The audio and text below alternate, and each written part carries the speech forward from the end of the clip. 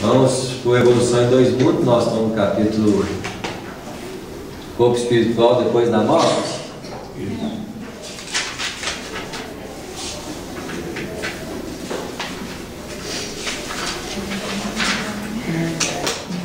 Corpo espiritual depois da morte. Você sabe que a segunda morte, a primeira morte é a morte do corpo físico, né? A segunda morte é a morte do perispírito. Ela acontece algumas vezes. Por exemplo, um exemplo que a gente passa por uma segunda morte é quando a gente perde o perispírito da Terra e vai para um outro planeta. Então você está perdendo um outro corpo. Não é morte? Então toda vez que você perde um perispírito para pegar outro, você morre. Morre por perispírito, que é o que nós chamamos de segunda morte, né? Mas existe a morte. O que acontece com o corpo espiritual no processo da morte? Porque o corpo espiritual ele modifica-se quando você reencarna. Você perde conteúdos de vibratórios e substâncias do plano espiritual para acomodar elementos do plano quê? Material. E ainda tem o esquecimento de vários campos que você não precisa lembrar para desenvolver campos que você precisa desenvolver. Por isso que a inteligência do homem ela é muito ampla. Em encarnações nós temos que desenvolver determinadas horas, eles tampam outras. Mas quantas coisas estão submetidas para os processos das leis de renascimento, de desencarnação? Porque se eu estou desencarnando, eu estou saindo de uma base de influências de leis materiais para uma base de influências de leis semimateriais. Mas estou sempre submetido às leis que regem o entorno de mim e que envolvem o meu movimento na vida. Nós podemos dizer assim, eu quero viajar no universo. Você vai dizer, meu filho, se você querer, você pode. Tem que saber se você dá conta. Para isso você tem que adquirir leveza, capacidade de impulsionamento mental, né? Assim, porque as viagens são de ordens mentais para o futuro, né? Mas vamos lá, corpo espiritual depois da morte. Em suma, o psicossoma é ainda o corpo de duração variável, segundo o equilíbrio emotivo e o avanço cultural daqueles que o governam, além do corpo fisiológico. Então, o que influencia corpo espiritual? Então ele colocou dois elementos que influenciam o corpo espiritual e que de alguma forma influenciam o nosso corpo físico também, né? O primeiro dele, equilíbrio emotivo, onde se estabelece as emoções. As emoções se estabelecem nos núcleos perispirituais, que se manifestam diretamente na onde? No psicossoma. Por isso que as emoções estão muito ligadas ao quê? Ao corpo, né? Além disso, o avanço cultural daqueles que o governam. Então, quando Jesus fala do reino dos céus, ele está falando de um governo. Que governo que é isso? Uma administração de recursos que nós apropriamos com o processo da evolução. Apropriamos elementos físicos e apropriamos elementos semifísicos, com potenciais extraordinários. Um dia nós vamos estudar nos planos espirituais o que é uma organização física. É um verdadeiro templo do Espírito. O Espírito, quando reencarna, ele não precisa de igreja nem de templos. Ele já tem um vivo que ele carrega consigo. Na verdade, no processo da adoração, quantos templos nós temos? O planeta não é um templo? Os céus não são um templo? Para que nós temos que nos prender a templos superficiais humanos se nós estamos o tempo todo subordinados à presença divina em todos os lugares? E temos um templo vivo que nós estamos inseridos dentro dele e que amanhã nós vamos aprender a amá-lo. Infelizmente nós só pensamos no corpo quando ele traz problema. Pouquíssimas vezes nós gostamos do corpo, né? Por exemplo, desde quando eu tenho uma pedra nos rins, então aquela dor violenta, né? Hoje eu bebo água, converso com meus rins. Eu gosto tanto de você. Já vou articulando um relacionamento melhor com ele. Mas é só os rins, gente? Não. Quantos órgãos, né? Um dia nós vamos usar a visão, a audição, com um verdadeiro teor de adoração. Porque abrir os olhos e ver a beleza das formas, da cor, né? Seria. E olha que tem esses destaques, né? Ipê amarelo, mas uma florzinha pequena, né? Tudo é motivo de adoração. Pra vocês verem como é que só de abrir os olhos, ver a claridade do dia, já deveria ser um processo de adoração, mas não temos essa sensibilidade ainda. Eu gosto de ver aqueles ipês pequenininhos, assim, meio abandonadinhos lá. Beleza. Porque estão lá pequenininho, tá tão bonito, né, Samuel? Como disse.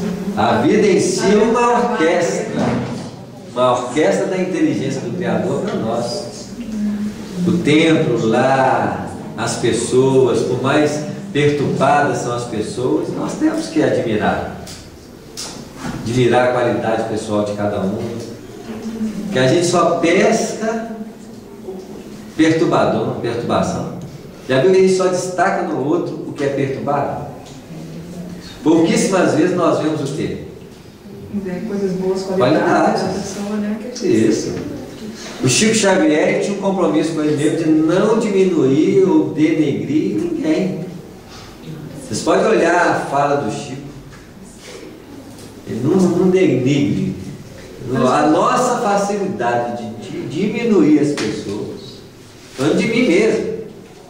Olha o uso da fala, esse dom divino de expressão pessoal. A fala de nós é quase igual como é que fala? Nossa marca do dedo aqui, a digital. É uma fala específica. Você pode até imitar, mas é própria. É a nossa marca de manifestação própria. A gente julga muito mal, né? Julga as pessoas, né? Eu lembro do caso do Chico, né? Quando ele estava lá distribuindo as cestas, e que ele distribuiu a cesta para um senhor lá, e depois esse mesmo senhor foi lá para o final da fila para pegar a cesta novamente, né? E o amigo dele fala com ele, né? Que ele estava agindo de forma errada, que ele já tinha recebido a cesta, mas tinha retornado para o final da fila. Aí o Chico falou: meu filho, às vezes ele está precisando mais do que os outros, né? Então a gente já ia fazer, a gente já ia recriminar, é capaz de sair lá até discutir com a pessoa, não é? Mas tem gente que precisa ter isso. Não é o Chico. Tem que ter o disciplinador que vai colocar ordem na coisa. Mas não vai ser o Chico. Mas o Chico vai contar com ele. Já que ele vai fazer aquilo. Então tem que ter alguém que vai o quê? Por isso, gente, está tudo certo, parafuso, pó.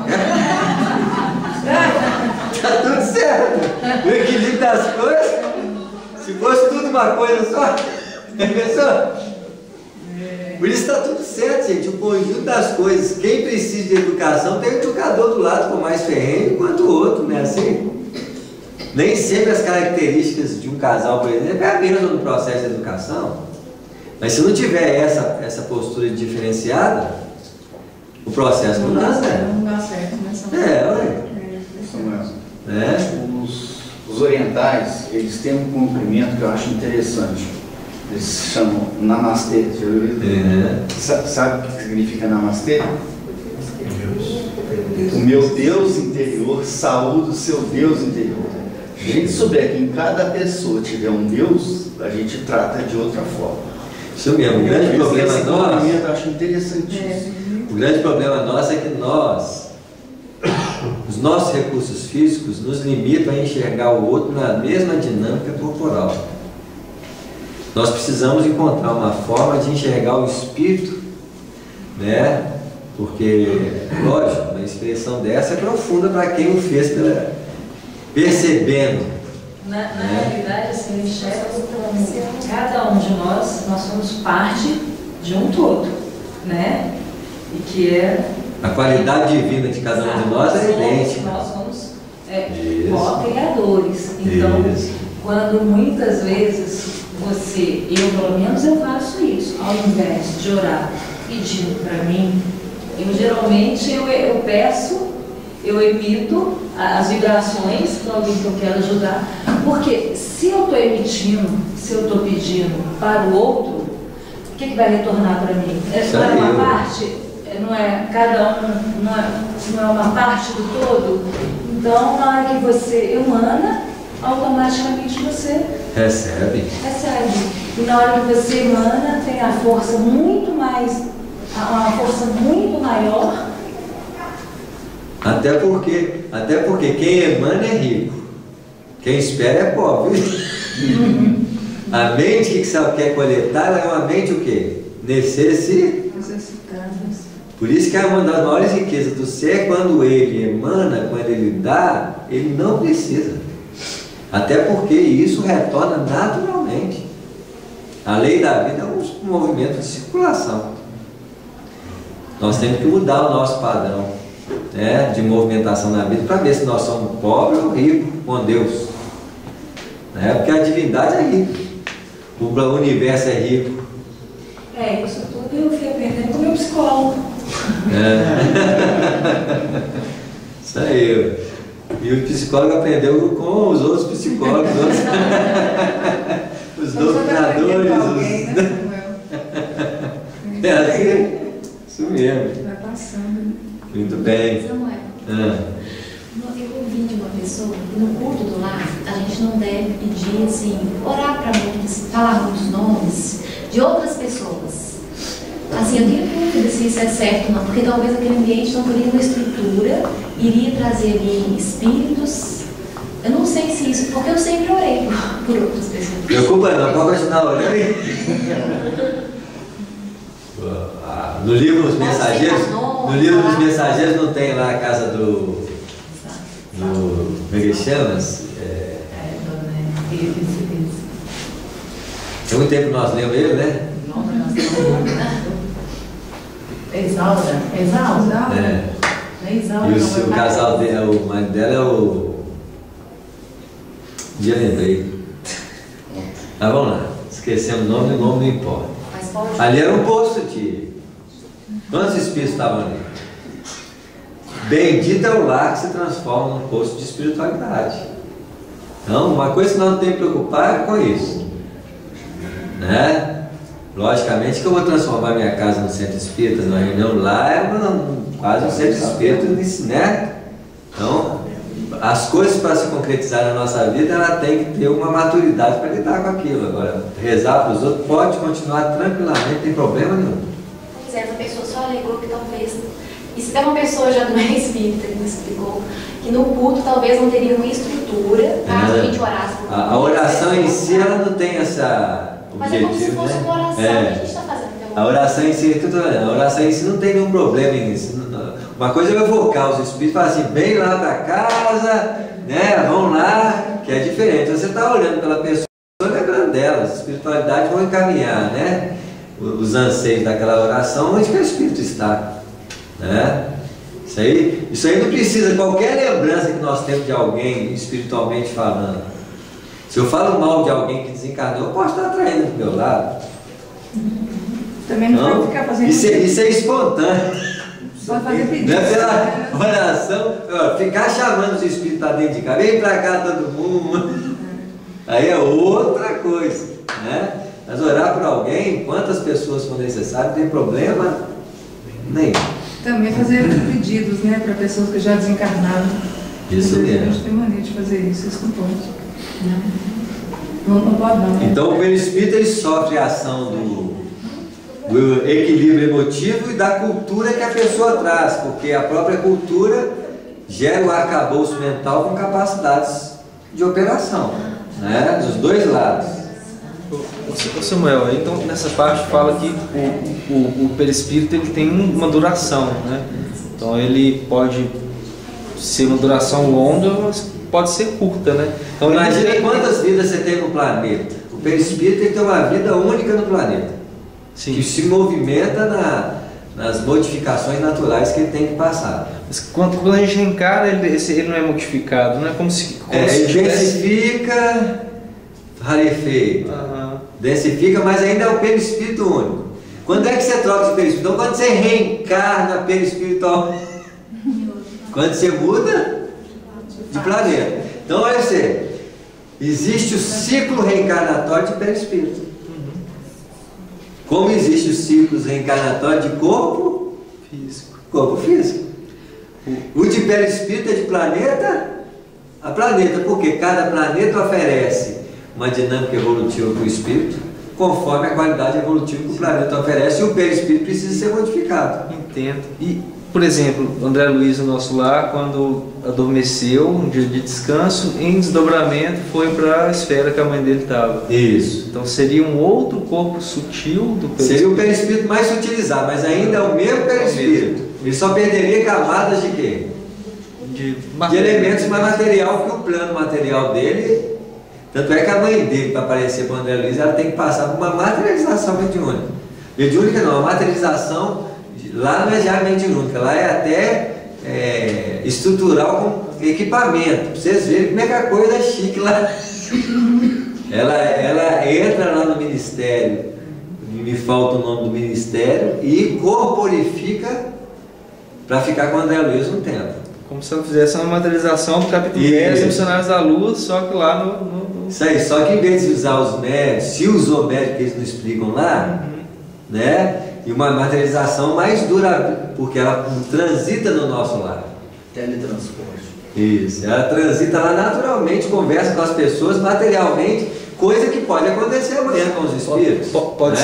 Pode ser parecido com o sistema quando o André Luiz e os instrutores vão nos umbrais, nos lugares, né, tem que absorver espiritual mais densa, que eles também têm que se fazer visíveis, então eles deve ser um processo parecido. Isso mesmo. Vocês veem como é que se dilata para nós, mesmo assim ainda é o perispírito da Terra. Os capelinos, por exemplo, no livro que a gente psicografou recentemente, chama A Redenção do Exilado, uma das coisas que os capelinos tiveram que fazer é adaptar-se ao perispírito da Terra.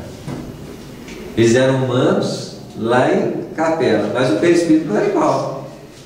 Os perispíritos dos planetas humanizados, eles têm características diferentes conforme a substância química que o planeta possui. Na Terra nós temos predominância do hidrogênio, do carbono, do oxigênio. Nem sempre tem planetas com essas mesmas substâncias. E a estrutura humana é a mesma, mas a manifestação dessa humanidade pode ser diferente. Existem planetas, por exemplo, gaseificados. Os seres nesse planeta, apesar de humanos como nós, são seres alados. Existem planetas aquáticos. Os seres humanos nesse planeta são igual aos peixes, vivem dentro da água. Vocês verem. Conforme a estrutura do planeta, vai ter uma característica diferente de corpo físico e de perispírito. Tem também a influência do campo eletromagnético. E os cientistas já estão preocupados com isso. Se caso o pessoal sair daqui da Terra ou para um outro planeta, ele tem que se adaptar de acordo com o campo eletromagnético naquele planeta. Você vê, né? Tudo é lei magnética e elétrica. É assim? É a base da formação de qualquer corpo, de qualquer estrutura. Então, além do carro fisiológico, apresentando algumas transformações fundamentais. Então, quando eu reencarno, eu me ajusto à organização fisiológica. Coisa que depois nós vamos ter que mudar quando nós voltamos para onde? Para o plano espiritual. Aí eu faço um ajuste para lá, até porque a materialidade no planos espirituais está em decorrência das condições espirituais do espírito. No plano do nosso lar, por exemplo, ainda existia alimentação muito próxima da Terra, que eles melhoraram com o livro do Nosso Lar, que teve uma greve lá, teve um trabalho de melhoria, e você vê como é que o pessoal lá não queria melhorar, não. Vocês veem quando acontecer aqui na Terra, o que vai acontecer? Né? Agora você vai para o plano, o segundo plano espiritual, essas abordagens talvez sejam completamente diferentes. Agora vai subindo ainda mais. Não dá para conjecturar como é que esses perispíritos são, mas ainda são perispíritos da Terra. Né? Quer dizer, com as mesmas substâncias químicas daquele planeta, isso? Substâncias químicas físicas e substâncias químicas espirituais. Tá, e se for para um outro planeta, vai adequar outras substâncias. as outras substâncias daquele planeta. Os centros coronários, centros cardíacos podem ter outra estrutura formal, apesar de no perispírito serem mais energéticos. Se adaptam com muito mais facilidade aos padrões materiais do planeta, mas mesmo assim sofrem algumas mudanças. Né? apresentando algumas transformações fundamentais depois da morte carnal, principalmente no centro gástrico, pela diferenciação dos alimentos de que se provê, e no centro genésico, quanto à sublimação do amor, na comunhão das almas que se reúnem no matrimônio divino das próprias forças, gerando novas formas de aperfeiçoamento e progresso para o reino do Espírito. Então, os dois centros, os centros que mais sofrem mudanças no processo do desencarne, os dois inferiores, os dois mais inferiores, principalmente o genésico e o gástrico. Por quê? Porque o processo de alimentação e as trocas energéticas sexuais modificam. Mesmo porque as linhas de renascimento é em planos físicos. Isso não quer dizer que um plano espiritual não seja plano físico em decorrência de avaliação relativa. Então, no nosso lar, por exemplo, o nosso lar pode ser um plano espiritual, um plano físico. Mas quem vive no plano físico do nosso lar? Os habitantes que moram lá. Por exemplo, quantos anos o governador mora em nosso lar? Esse último mandato dele era de quantos anos? 400? Um cara que vive 400 anos no nosso lar, ele é espírito no plano espiritual ou ele está morando lá? É uma morada. Tá certo? Muito difícil o governador nascer na terra reencarnado, a não ser que seja missionário. O anseio dele é ir para os planos superiores. Então, o nosso lar para o governador é para dentro. Isso quer dizer que existem formas de trocas energéticas que podem proporcionar reencarnação lá. Como que é isso, mano? Não me pergunte que eu não sei. Certamente por necessidades outras que nós não compreendemos ainda. E que o próprio planeta no futuro vai modificar o processo de reencarnação.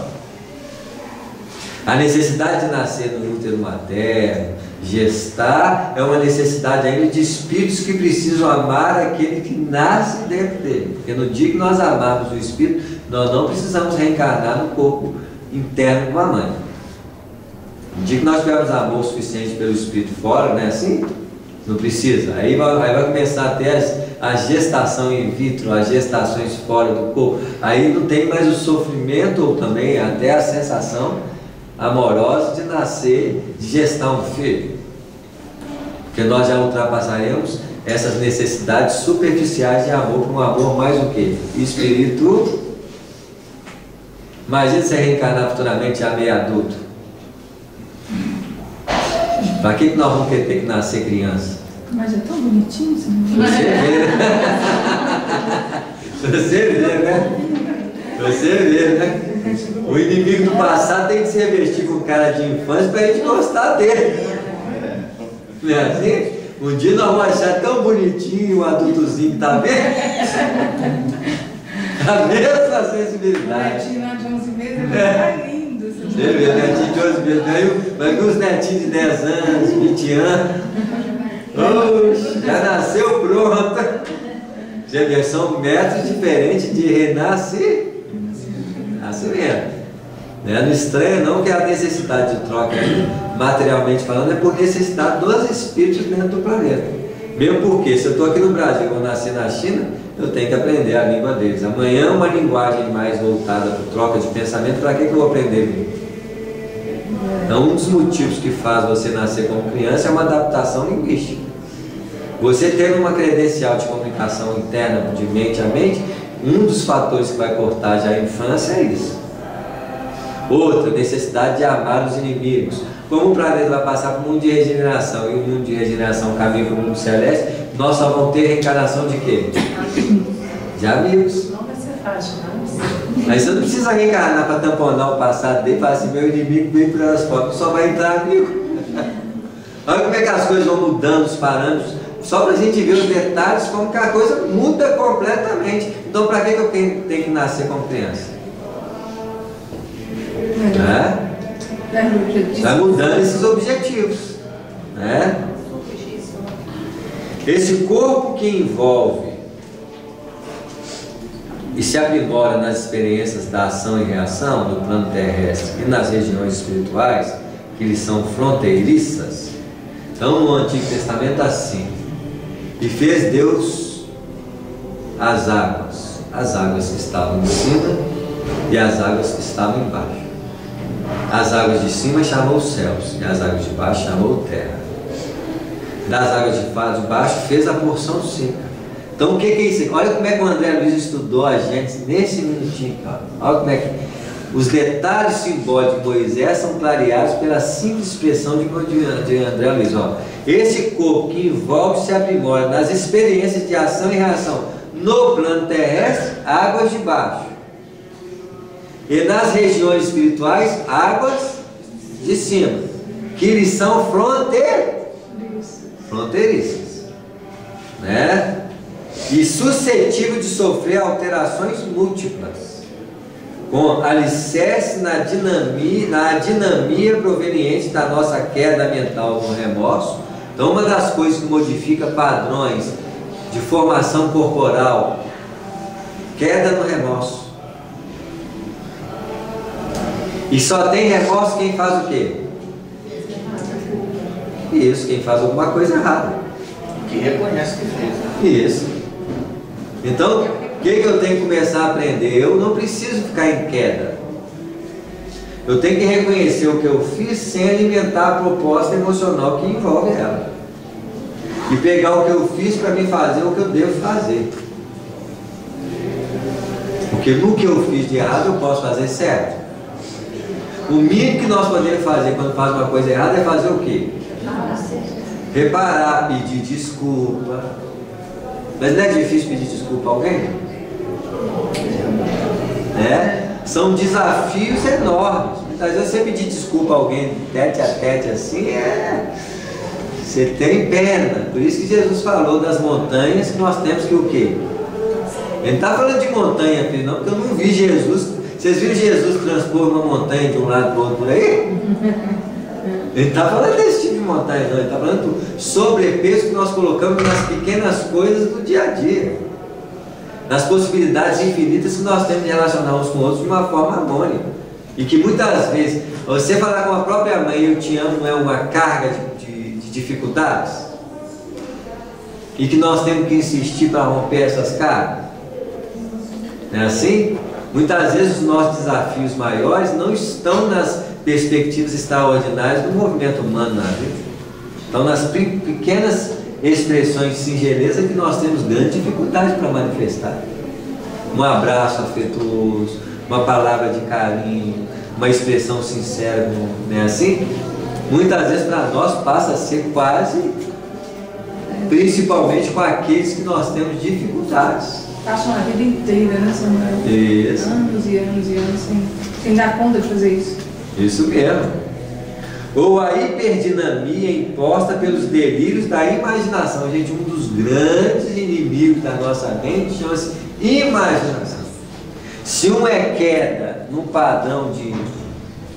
quando a gente fala da qualidade das emoções, então existem emoções com dinamia ativa e emoções com dinamia passiva. A tristeza é passiva ou ativa? Quantas vezes nós nos entregamos à tristeza pelo simples anseio de alimentar? Ou quantas vezes nós entramos nos delírios das imaginações, naquela exacerbação emocional da ansiedade? É assim? Nem tanto lá. Na verdade, nós temos que ser senhor da natureza interior. Parar de alimentar e repetir os padrões perturbados que até então têm sido norteados no nosso campo de vida. Está meio triste? Levanta logo. Abre a janela, escova, deite, movimento. Para que você chegue a uma depressão, você alimentou o padrão de depressão há muito tempo, até chegar num ponto que você acredita que não é capaz nem de reagir mais. Você alimentou aquele padrão até chegar naquele nível. Hoje nós temos que ficar esperto. Angústia de 10, 20 minutos, depressão de 1 hora no máximo, né? Não pode citar o sujeito. Na hora que você começou a observar a natureza da energia, deixa eu mudar logo. Não vou entrar nessa faixa de emoções e nem de pensamentos, porque eu não preciso manifestar isso na minha vida de espírito. O espírito é o agente da força, ele alimenta aquilo que você dá como substância, né? Então nós temos que tomar cuidado com as expressões emocionais que nós temos, porque são muitas, né?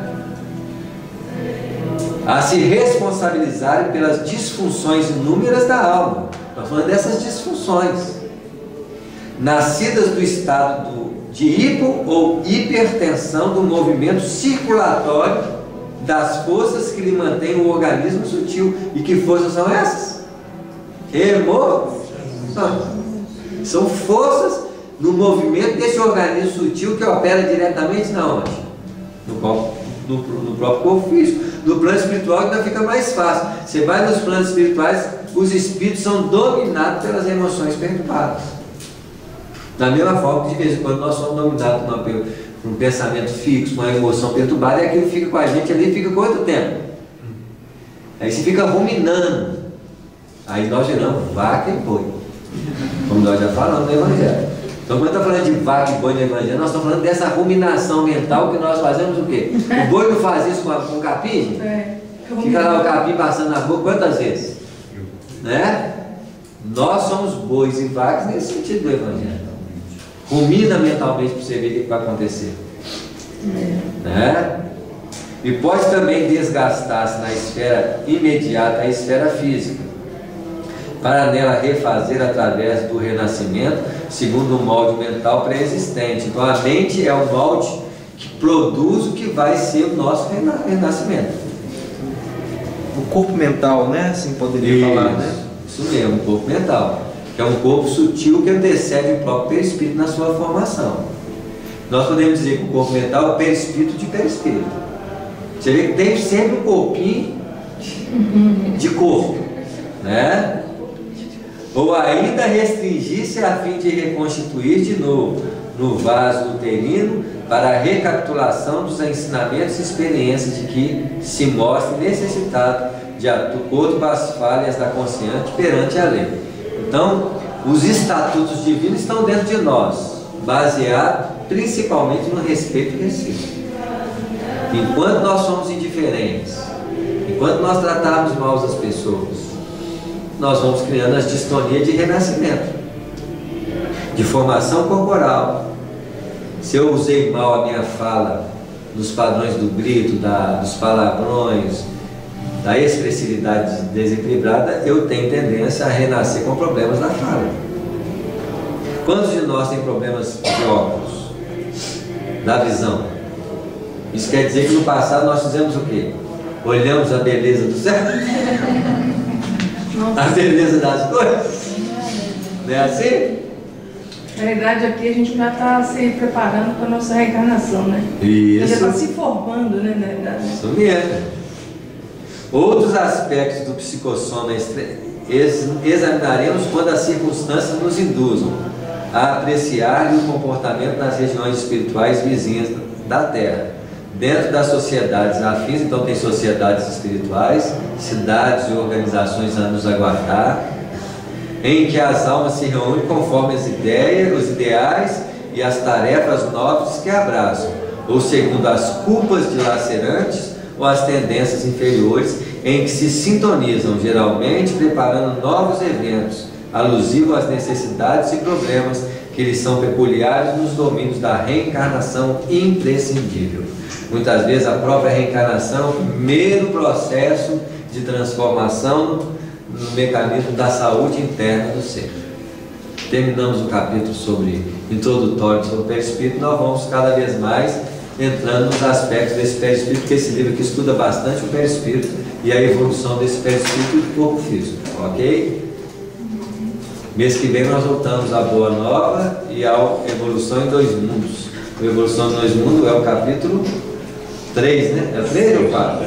3. Evolução do corpo espiritual, ok? Aí nós vamos ver o perispírito formando dos princípios mais rudimentares até a formação mais complexa.